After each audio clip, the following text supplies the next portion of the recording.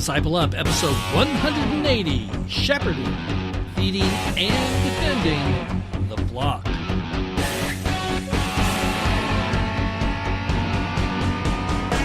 This is Disciple Up, the disciple empowering podcast where psychology, science, the real world, sin, self, and culture meet head on, and Scripture rules.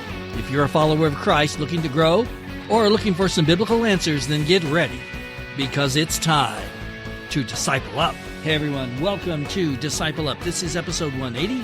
My name's Louie Marsh. I'm your host for this show and also senior pastor of Christ Church on the River, a little church in a little town, in a little county, in a medium-sized state, I guess Arizona would be called.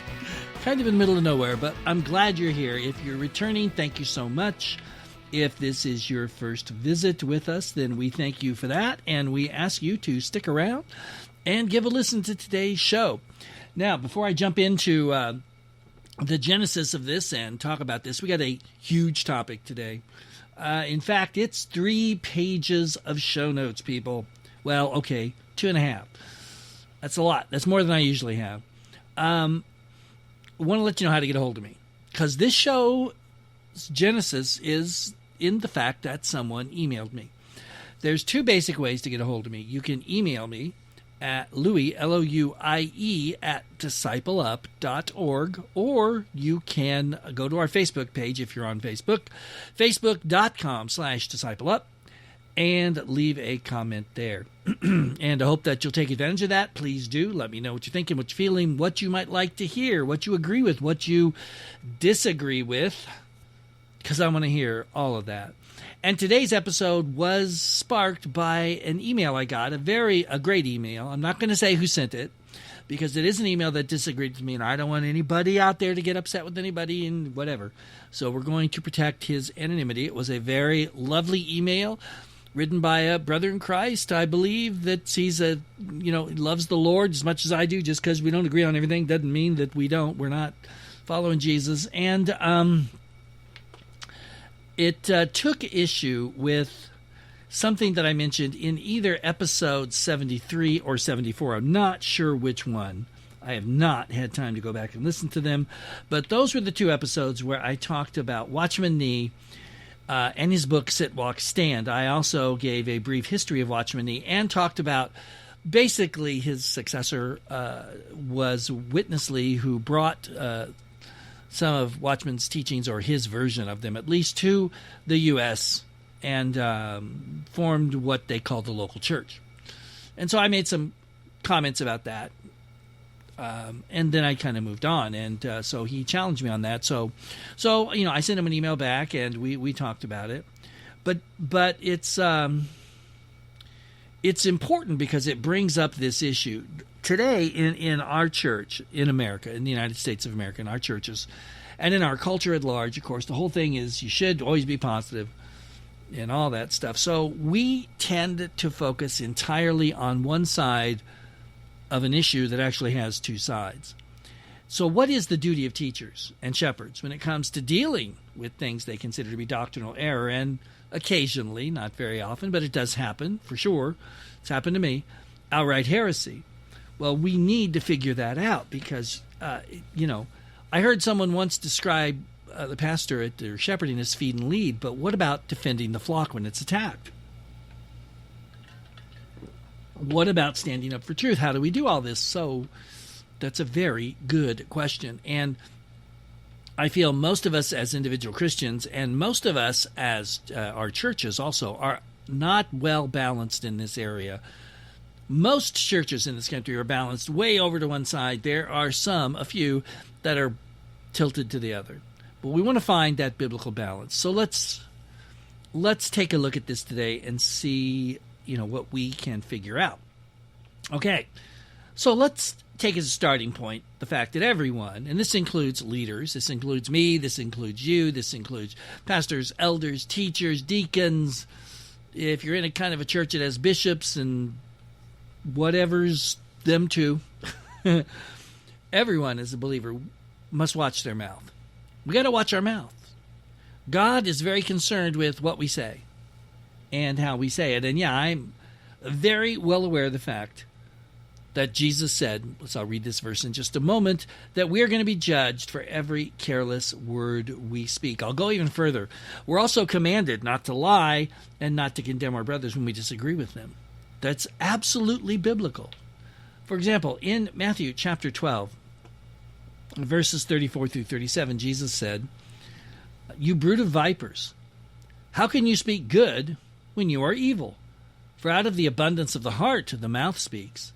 The good person out of his good treasure brings forth good, and the evil person out of his evil treasure brings forth evil. I tell you, on the day of judgment, people will give account for every careless word they speak, for by your words you will be justified, and by your words you will be condemned." Again, that's Matthew 12, 34 through 37. I'm pretty sure all but one of the verses I'm going to read to you today are from the ESV. Actually, it looks like they all are. So all these verses you'll hear today are from the English Standard Version translation. Well, there you go. Of course, he's tackling the Jewish leaders, the Sadducees, Pharisees, the lawyers, and he's really giving it to them. And then that last passage, the verses 36, 37, where he says, on the day of judgment, you're going to give an account for every careless word you speak. So obviously we need to be careful about how we talk. And obviously there are times, and I'm certainly guilty of this, and I'll bet you are too, when we're not so careful. And we have to ask the Lord for his forgiveness because we have maybe carelessly, thoughtlessly said something that's cutting or hurting or just untrue or maybe just unfair. So that's clearly something that we have to keep in mind. Here's another one. I'm going to quote two verses from Romans chapter 14, verse 4, and then verses 6 through 8.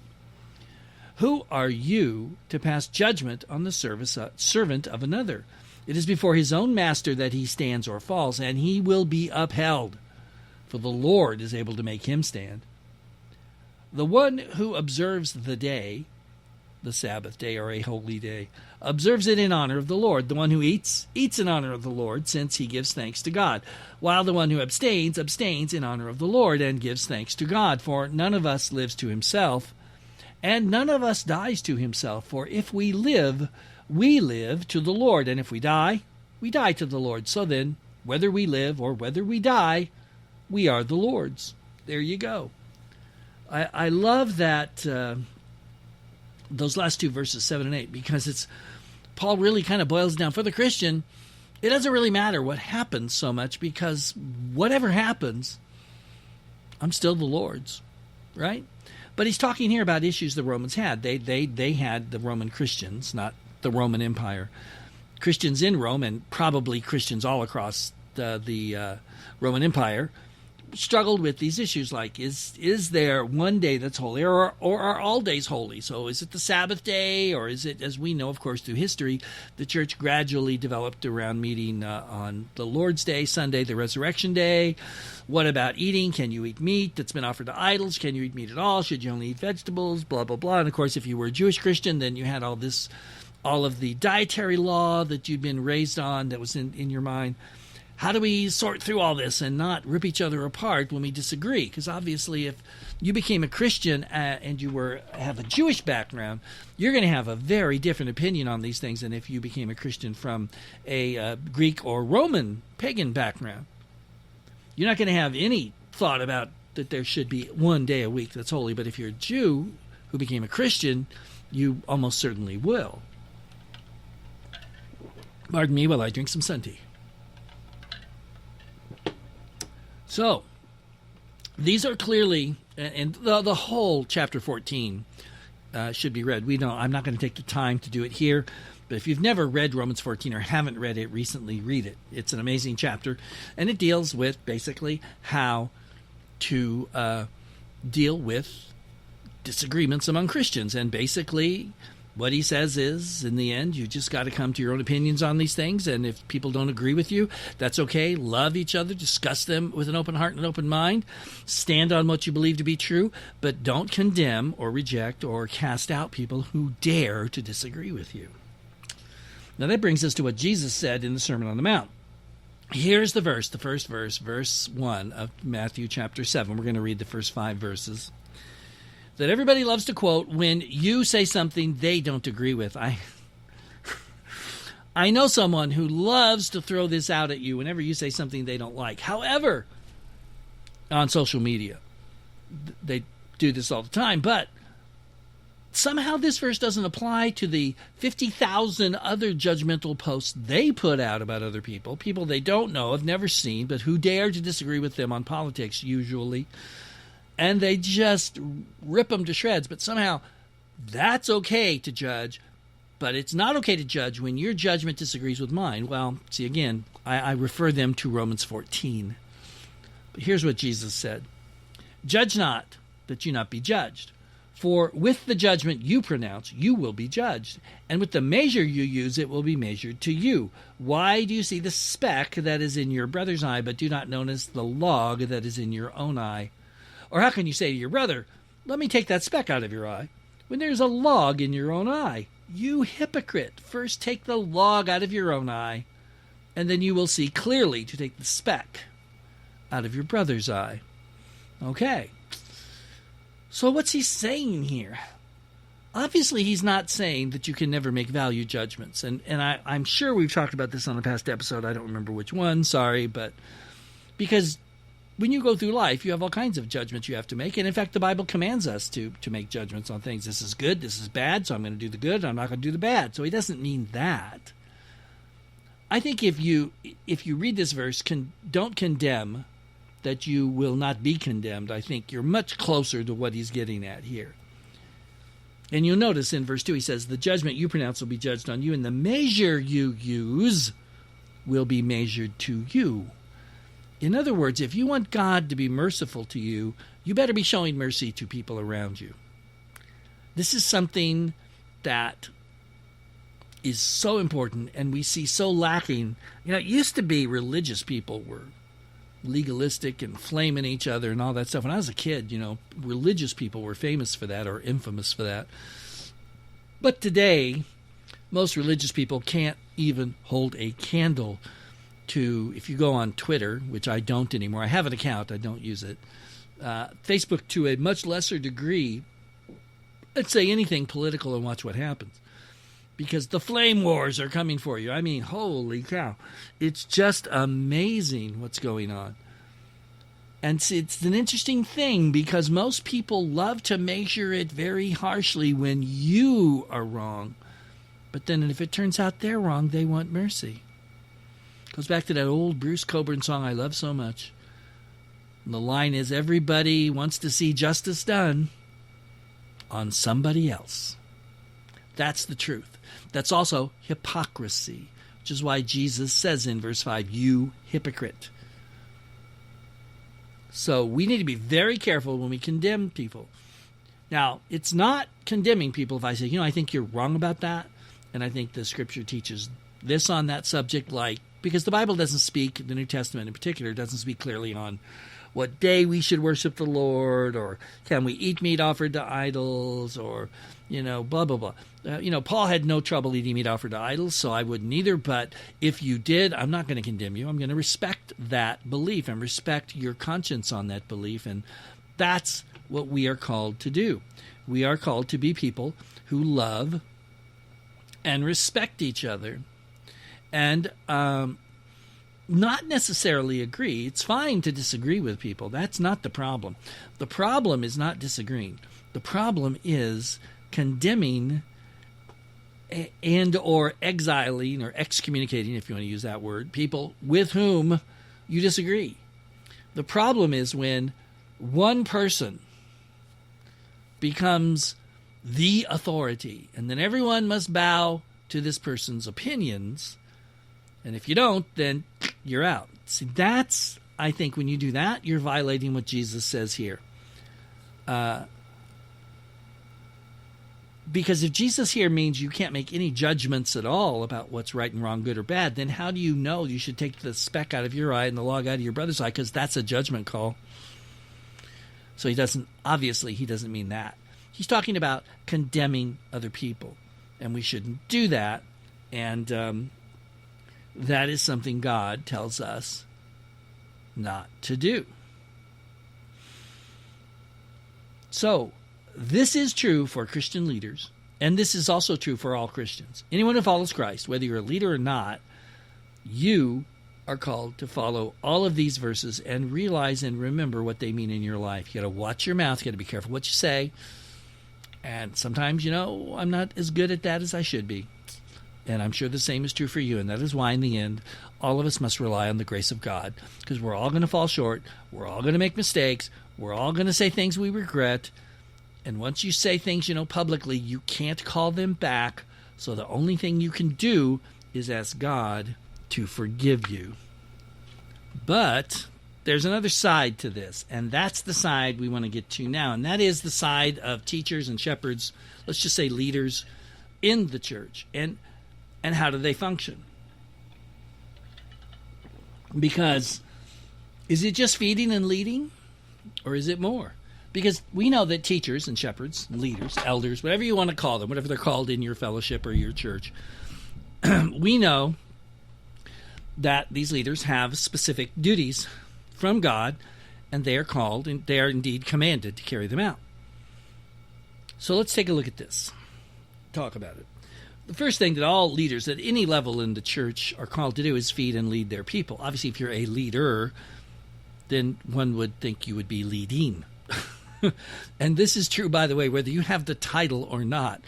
One of the first things I was taught early in Bible college, and I remember this, is when you go into a new church, you're going to have two groups. You're going to have the group of people that are the elected leaders, like in our churches, the Christian churches, Churches of Christ. They would normally be elders and deacons, but depends, whatever they're called.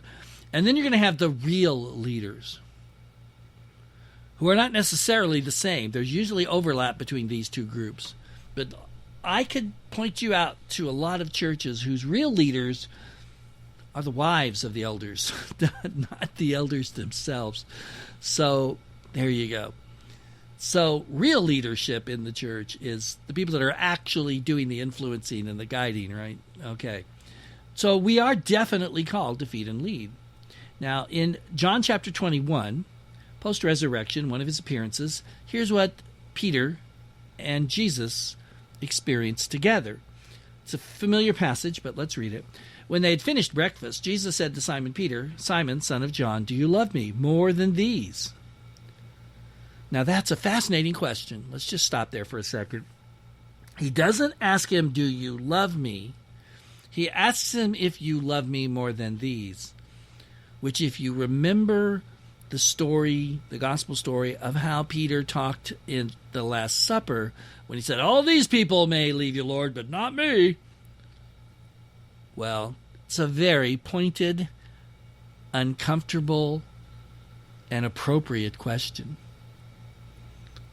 Today we might call it judgmental, but it's not. "Do you love me more than these?" He said to him, "Yes, Lord, you know that I love you." Is he answering the question? He said to him, "Feed my lambs." He said to him a second time, "Simon, son of John, do you love me?" Okay, slightly different question. And if you know your Greek, you know there's some word changes happening in the Greek here. And he said to him, "Yes, Lord, you know that I love you." And he said, "Tend my sheep." Then for the third time, he said, "Simon, son of John, do you love me?" And Peter was grieved because he had said to him the third time, "Do you love me?" And he said to him, "Lord, you know everything. You know that I love you." And Jesus said to him, "Feed my lambs." So 3 denials, 3 affirmations, slightly different, each one probing deeper into his heart and making Peter really examine himself. It's beautiful, beautiful passage to read. Now, if you were Peter in the moment, it was extraordinarily painful, but it was absolutely necessary because of his denial. So, yes, we are called to feed and lead the flock, but we are not commanded to just feed and lead them, to only teach and lead the flock. We're also called upon to defend it when necessary. Now, James says, and we'll get to this in a second, that teachers are under a stricter judgment, and this tension between not being judgmental but being discerning and defending your flock from harm, that's difficult, and that's part of the weight of that stricter judgment. I remember a long time ago when I was a very young Christian, I found this passage in Ezekiel, and we were talking about it. I don't know if I'll take that back. I don't know if I don't think I did find it. I think somebody else found it, and we were discussing it in our small group. And this passage stuck with me for years because Ezekiel tells us if the watchman doesn't warn those under his care, he's going to be condemned. So as a pastor, when you agree to become a pastor, when you're ordained into the ministry, as we would call it today, you should be, and I was, very aware of this passage and the weight of that greater judgment that you are freely agreeing to and accepting to take on when you become a pastor-teacher. This is no small thing. I remember in Bible college, one of my favorite professors, who, as of a few years ago, was still alive in his 90s up in the Northwest. I don't know if he's still here or not. But Professor McReynolds told us once in one of, I don't remember which class it was, but one of them, I took quite a few from him. He was such a brilliant man. He said, when you graduated, when you get out there and you get involved in your first church as pastor, he said, you're going to find there's this incredible weight that's going to come on you. This weight of being responsible for God's people and God's church, this particular congregation that you're pastoring in. And he said, I can't tell you how heavy this is or the burden that you will bear, but it's really incredible and you should be aware of it. And that stuck with me too. And when I got into the ministry and began to my first senior pastorate, I discovered was he right. He was really right. Yeah. And this is something we voluntarily take on. But we take it on, hopefully, in response to a sense of a call. Now, in the book of Ezekiel, let's take a look at this passage I mentioned. It's Ezekiel 33, 1-6. By the way, all of these verses I'm reading to you are not just listed, but actually printed out in the show notes at discipleup.org. So swing on by there if you want to check out these verses in there, read them yourselves. And I have some other notes in there too. The word of the Lord came to me, Son of man, speak to your people and say to them, if, notice that, if I bring the sword upon a land, and the people of the land take a man from among them and make him their watchman, and if he sees the sword coming upon the land and blows the trumpet and warns the people, then if anyone who hears the sound of the trumpet does not take warning, and the sword comes and takes him away, his blood shall be upon his own head. He heard the sound of the trumpet, but did not take warning. His blood shall be upon himself. But if he had taken warning, he would have saved his life. But if the watchman sees the sword coming and does not blow the trumpet, so that the people are not warned, and the sword comes and takes any one of them, that person is taken away in his iniquity, but his blood I will require at the watchman's hand. Now, I remember the impact this verse had on me because I felt like, and I was probably, I spent a year out of high school, between high school and college. I worked, went to a lot of, obviously I was involved in my church, but I went to small group Bible studies and stuff. And I remember feeling like this was something that was really speaking to me and calling to me. And I remember thinking how serious this is. This is, wow, this is a heavy responsibility. If you're the watchman and you don't want to be dozing off on your watch, you don't want to be seeing the sword coming but letting your fear of what people will say stop you from giving the warning. You don't want to be negligent. You don't want to just blow things off. You don't want to just say, well, they say they're Christians, so they must be okay. Because there are many groups out there. In fact, find a group that doesn't say that. I mean, all of the major cults will tell you they're Christians. They're not, but they will say they are. So clearly, someone has to be sounding the warning. But it's not a responsibility or a duty to take lightly, because you don't want to give false alarm. Because we all know what happens when you give false alarms too much. Then people won't pay attention when the real one comes. You know, the boy who cried wolf. But on the other hand, we don't also want to just fail to take any action, because then God's going to require a stricter judgment for us. Now, in the New Testament, what do we find? Well, in Jude chapter, well, it's not, I'm sorry, not chapter. It's only one chapter in Jude. So it's actually just Jude 3 and 4. It's chapter 1, verses 3 and 4. Jude writes, "Beloved, although I was very eager to write to you about our common salvation, I found it necessary to write, appealing to you to contend, fight, for the faith that was once for all delivered to the saints." No changes, no tablets found written in Egyptian hieroglyphics. Nope, sorry. None of that's possible because of this line, the faith that was once for all delivered to the saints. For certain people have crept in unnoticed, the watchmen missed them, who long ago were destined for this condemnation, ungodly people who pervert the grace of our God into sensuality and deny our only Master and Lord, Jesus Christ. Boom. James, that's a drop the mic moment if ever there was one. Jude here is telling us that we'd better be ready to contend for the faith. And it won't be easy, but we must be willing to do it, because that's the will of God and the call of God upon the lives of those who have agreed to step into leadership and ministry and teaching. Because look, if you just say, all I'm going to do is teach what's good and positive and everything else, can you really do that? Because, at some points you have to point out to people, look, most people think this means that, but it actually doesn't mean that. It means this. So I don't know any teacher that doesn't do that at least occasionally. And when you do that, what are you doing? You're correcting error. That's part of your job as a teacher. That's part of your job as a shepherd and a watchman. Here's what Jesus said in Mark 7, 5 through 8. "And the Pharisees and the scribes asked him, 'Why do your disciples not walk according to the tradition of the elders, but eat with defiled hands?'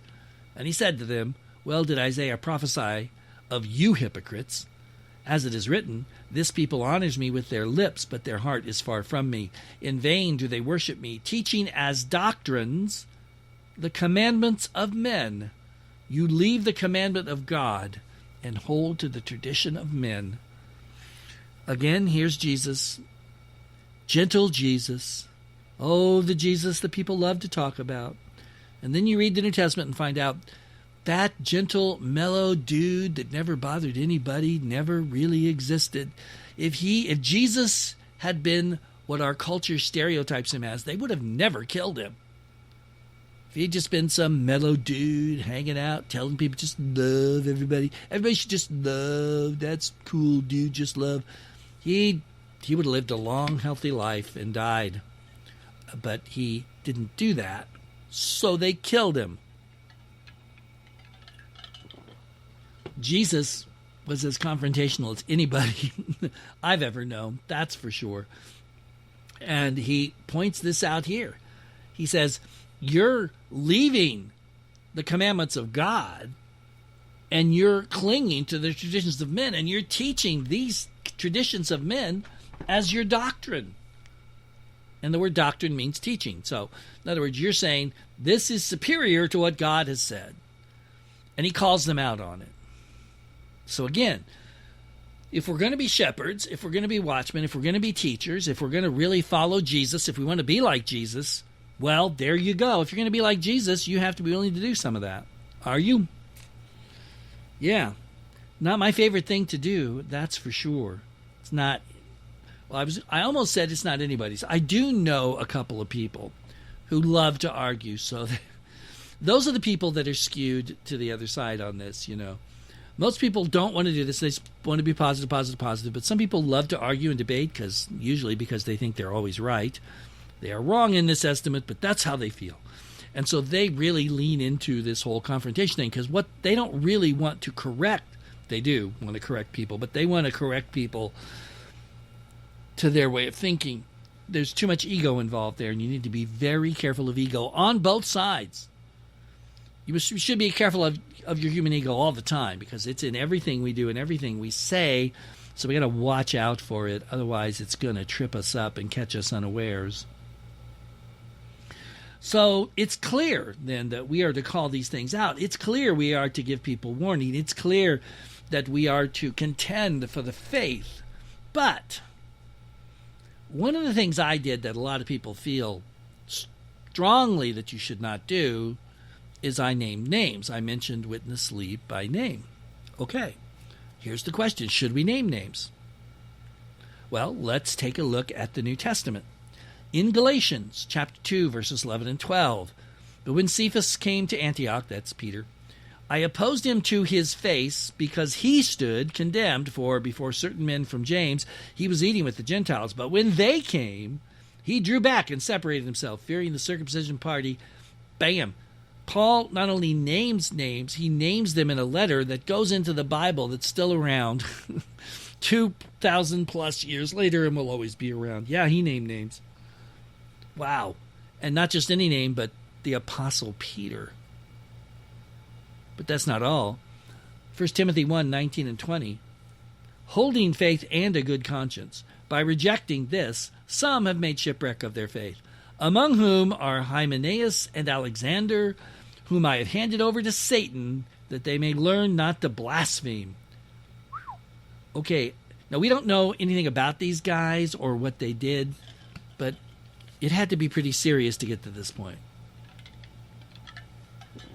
Paul's not just handing anybody over to Satan. So that's and that's an entire study in and of itself. And maybe we'll get to that someday. But wow. Okay, that's a strong gets, I think, right there. It's clear that Paul is unhappy with these two guys, and he names them. 2 Timothy 2, 16 through 18. But avoid irreverent babble, for it will lead people into more and more ungodliness, and their talk will spread like gangrene. Among them are, here's our old pal, Hymenaeus, but he has a new friend, Philetus, who have swerved away from the truth, saying that the resurrection has already happened. They are upsetting the faith of some. So now we know at least one thing that old Hymenaeus was doing. He was actually teaching false doctrine. I don't know how on earth you teach this, but he was teaching the resurrection had already happened. So how do you explain all these people dying if we're in the resurrection? I don't know. Who knows? It's not the most wacky doctrine I've ever heard. So Paul, again, names them. So here's the deal. Here's the principle I go by with this. If the people involved in this that you're dealing with are public figures, then yes, you can name them. You don't have to, but you can. Now, what is a public figure? Well, it's anyone who is publicly holding something forth. It's not like you've just had private conversations with this person and they tell you something that's off bounds. Then you shouldn't go to church next Sunday and stand up and say, "Oh, Brother Fred said blah, blah, blah." That would be wrong. But if they're a public figure, they don't have to be famous to be a public figure. I'm a public figure, and I live in Parker, and for years I've joked that being famous in Parker is the same as being unknown everywhere else. And I'm not even famous here. So, point is, you don't have to be like internationally known or something to be a public figure. If you're standing up and saying things in a public forum, and that, by the way, includes the internet, because that's as public as it gets, then, yeah, I think that then you are justified in naming names if you think you need to. Now, many times I don't name names when I deal with things because I don't think it's necessary. For example, I'm not naming names here about the email because this person, as far as I know, is not a public figure, and the name doesn't matter because I'm not even talking about the issue that he had specifically. I'm talking about kind of the broader issue that covers it. So yeah, sometimes you need to. Sometimes you need to point out, let's talk about the errors of Joseph Smith and Brigham Young, or the errors of Judge Rutherford, or, all these different people that have, founded these cults. Mary Baker Eddy. Let's talk. Now, the reason I named those names is because they were all public figures. They are well known, and they are still well known today. And they published books and everything else. Look, if you publish a book, if you put a post about something you believe on Facebook, or you send out a tweet, or if you're on Parler, which I am too. By the way, you can check me out on Parler, which is like a million times better than Twitter. Just look for Disciple Up on Parler. And I don't put a lot up there. I'm trying to do more, but I keep forgetting. Then that's fair game, because you're being public. So if you disagree with me and you want to go tell your friends that Louie guy on that Disciple Up podcast is crazy, please do. Go ahead and tell them that, because at least you're telling them about the podcast, and it might make them want to listen. So at this point in the game, I'm taking any kind of publicity I can get, people. Okay, now, all of this, and, we could have spent a lot more time on it, I know, but I like to cover things fairly concisely when and if I can, brings us to the price of leadership. Because this is what we're talking about here. That stricter judgment we've mentioned, that being the watchman on the wall, that contending, that for the faith, that standing up and pointing out what's coming, what's happening. Well, it's not easy. It's certainly not for everybody. It's not for most people, quite frankly, and it's not without a cost and a price. Now we get to James. Some of you have been waiting for me. I know you've been chomping at the bit out there. So here we go. James chapter 3, verses 1 and 2. Not many of you should become teachers, my brothers, for you know that we who teach will be judged with greater strictness. For we all stumble in many ways, and if anyone does not stumble in what he says, he is a perfect man, able also to bridle his whole body. Now, James goes off then and kind of goes off on what he wants to talk about here in chapter 3, but he starts off with this principle. And the principle is, if you're going to be a teacher, if you're going to be a leader, you're going to be held to a higher standard. God's judgment. So what is this judgment? What is this stricter judgment? Well, when you look at the Bible, the New Testament in particular, you see something interesting here. Let's start in Romans chapter 1, verse 20. It says, his invisible attributes, namely his eternal power and divine nature, have been clearly perceived ever since the creation of the world in the things that have been made. So they, people that deny God exists, they are without excuse. God's judgment is based on what you know, because that's the only way his judgments could possibly be just. You can't condemn someone, and you can't justify someone if that person didn't know something was right or wrong. Right? They didn't know. So how can I say, oh, you're terrible? On the other hand, if they stumble into doing the right thing and they didn't know it was right, then maybe they shouldn't be praised all that much for that, but maybe they should be pulled aside and said, hey, look what you did, and here's what the thing is. God's judgment's based on what you know. So, the old thing about, well, is everybody going to go to hell that hasn't heard? No. If you haven't heard the gospel, you're not judged on the gospel because you don't know it. You can't be judged by it, but you can be judged, as Romans says, on what you can see of the world and what you made of it. So if you're worshiping a tree stump, you should know better than that, because you know what that thing was. It was a tree, you cut it down. And Isaiah has this great passage about this where you take part of it and you carve it into an idol, and then you take the other part of it and cut it up and you cook dinner on it. Well, come on. You know, you're just not admitting it. Luke chapter 12, verses 47 and 48, Jesus says this, and that servant who knew his master's will but did not get ready or act according to his will receive a severe beating. But the one who did not know and did what deserved a beating will receive a light beating. Everyone to whom much was given, of him much will be required, and from him who they entrusted much, they will demand more. So he's saying the same thing that Paul says. You're judged on what you know, what you have. If God gave you 50 talents and he gave me one, he expects more from you than me, because you got more than I do. Now, he expects me to do the very best I can with what I've got, but he's going to expect a lot more out of you. So that may or may not be good news, depending on A, how talented you are, and B, how diligent you are in using the gifts and talents God has given you for his glory and his kingdom. But there you go. As a leader, when you step into that position, look, all leaders aren't equal. I'm not, Rick Warren, and I never will be. Even if I wasn't 68 years old, if I was 28 today instead of 68, I still would never be Rick Warren. I'm not built like him. I don't have his gifts. I don't have that calling. But then again, he doesn't have mine. So there you go. That's why the whole comparison game is such a phony baloney thing.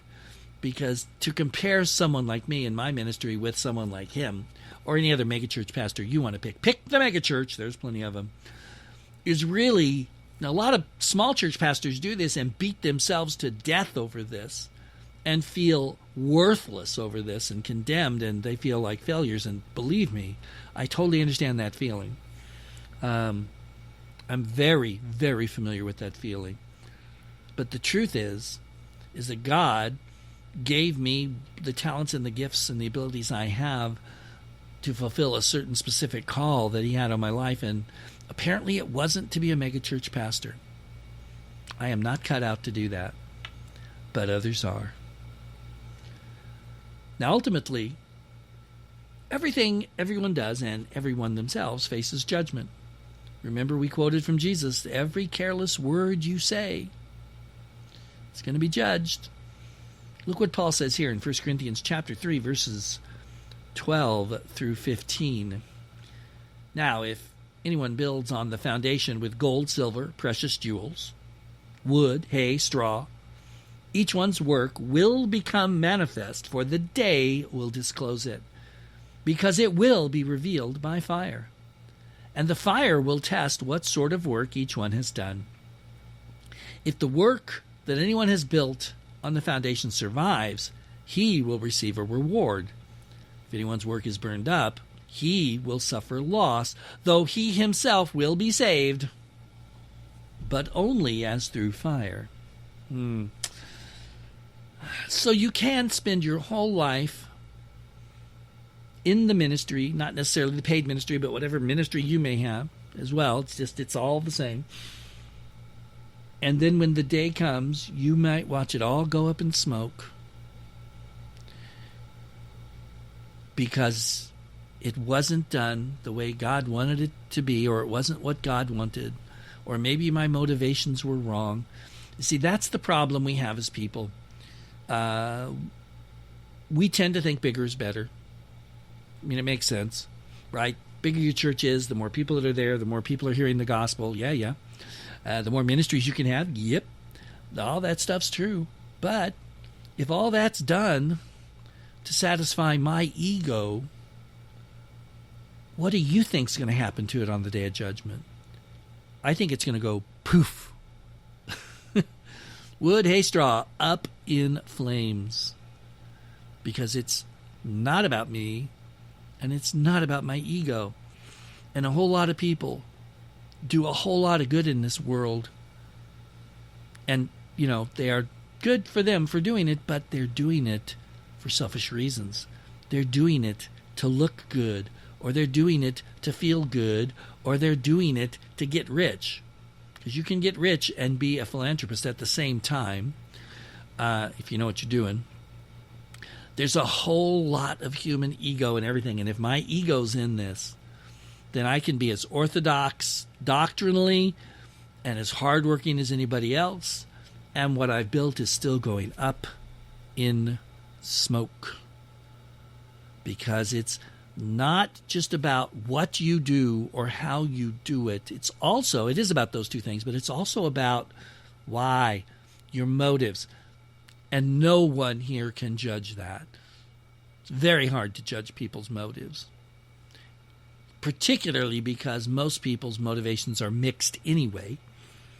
And only God can sort that out. That's why we wait for the day. The day. I like how they capitalize the word day in the ESV. It should be capped because it's talking about, obviously, Judgment Day. Now, this is the believer's judgment, because whatever happens to what you've done for God in this world, however much or small it was, whatever happens to it, you are still going to be saved. But some are going to be rewarded and some are going to be saved only as through fire. So we'll be maybe a little singed, a little smoky. But, still going to make it because you're saved by grace. You're not saved by your works. This isn't about being saved. This is about rewarding you for the work you've done. But you're already saved. That's established. So this is simply building on top of that. And as a leader, I have to look at this very carefully. Because if my whole life was spent being positive and being kind and loving everybody and just teaching love, we got to love, and we're all going to love, we're always all going to be positive, and we're never going to be negative, I think some of that's going to go up into smoke. Because you weren't warning your people of error and heresy and dangers of the world. On the other hand, if your whole life is negative, you got a problem.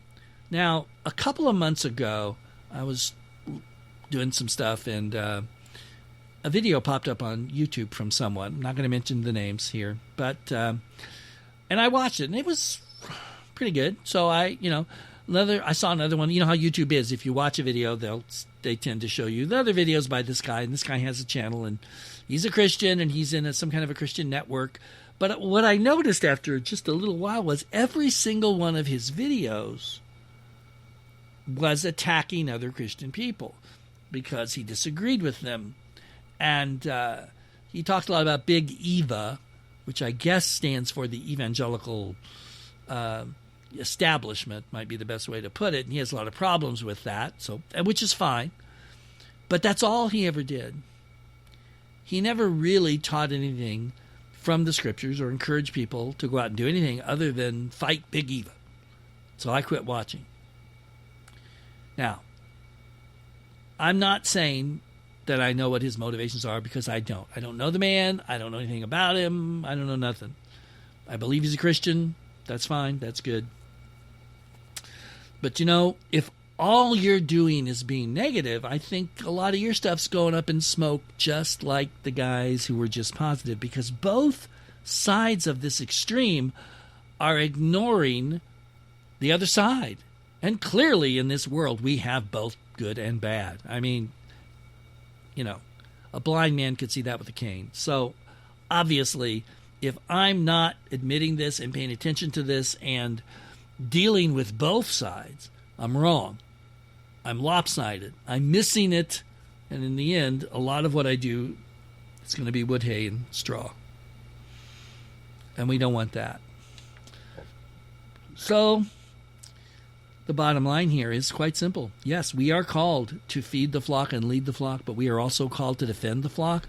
We are called to do all of these things simultaneously together. Okay? Lead, feed, and defend, not one or the other. If you want to put lead and feed together, okay, for the moment, this isn't either or. See, again, we tend to come down to this, and it just drives me crazy, particularly in the world we live in now, where in the United States, where we're so tribal, and people are trying to create two tribes, right? The left and the right, or the woke and the non-woke, or whatever you want to call it. And so you have to be one or the other. Well, actually, no, you don't. And in terms of ministry, and in terms of fulfilling the call and the duty and the commands of God, you have to be both. You have to teach and guide and lead and encourage and love and counsel, but you also have to warn and point out the truth. And depending on the situation, you might have to get very specific about it if it's a problem in your area. One of the reasons I'm not really pursuing the whole local church thing is it's not a problem here, and it hasn't been a problem in almost anywhere I've ministered. But a lot of other cults are, so we deal with those kind of things. Also, in this area, being on the Colorado River, addiction's a giant problem. I mean, it is everywhere, I know, but I think it's worse here than most places. And so we deal with that as well. So, every every ministry is going to look different because it's in a different place with different people and different cultures and different needs. And that's the way it should be.